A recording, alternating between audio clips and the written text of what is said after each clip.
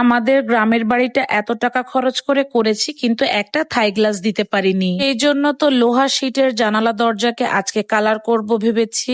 এটা আমার কথা না, এটা হচ্ছে আপনাদের কথা।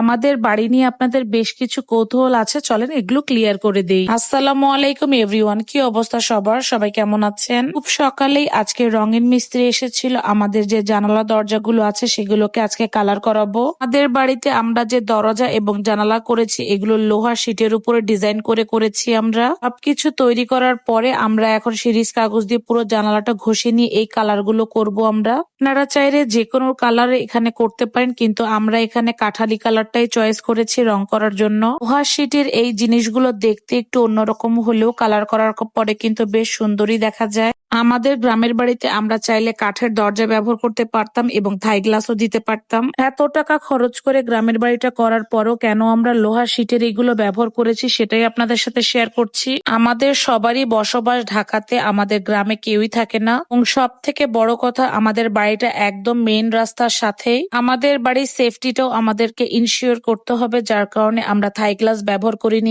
এখানে যদি থাই গ্লাস ব্যবহার করতাম আমাদের খরচ আরো অনেক বেশি কমে যেত। আমরা যে লোহার এগুলো বানিয়েছি এগুলো কেজি দরে আমাদেরকে কিনে নিতে হয়েছে এবং মজুরিও দিতে হয়েছে।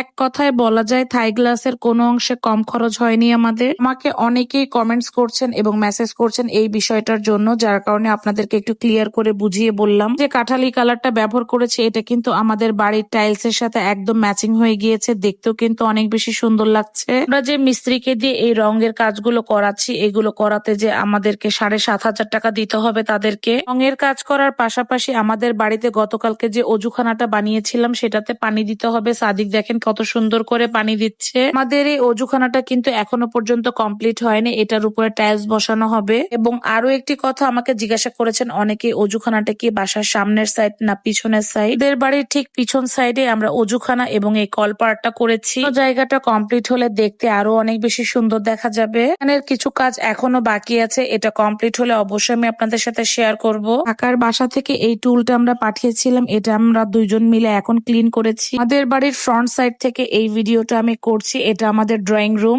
প্রথম রুমের সম্পূর্ণ কালার কমপ্লিট হয়ে যাওয়ার পরে দেখেন কত বেশি সুন্দর লাগছে দেখতে। এর ইলেকট্রিক কাজগুলো এবং লাইট ফ্যান সবকিছু এখানে মোটামুটি লাগানো হয়ে গিয়েছে, কালার গুলো কমপ্লিট করা হয়েছে। এদের এই রুমটায় আজকে যেহেতু মাত্র কালার করেছে যার কারণে আজকে আমি কোনো ফার্নিচার এখানে দিব না। সব রংগুলো ভালোভাবে শুকানোর পরে আমি এখানে ফার্নিচার দিয়ে রুমটা কিভাবে ডেকোরেশন করেছি এটা আমি আপনাদের সাথে নেক্সট ভিডিওতেই শেয়ার করব। রং করার পরে দেখতে কেমন লাগছে অবশ্যই কমেন্ট করে জানাবেন। আজকের ভিডিওটা এখানেই শেষ করছি, দেখা হয়ে যাবে নেক্সট কোনো ভিডিওতে।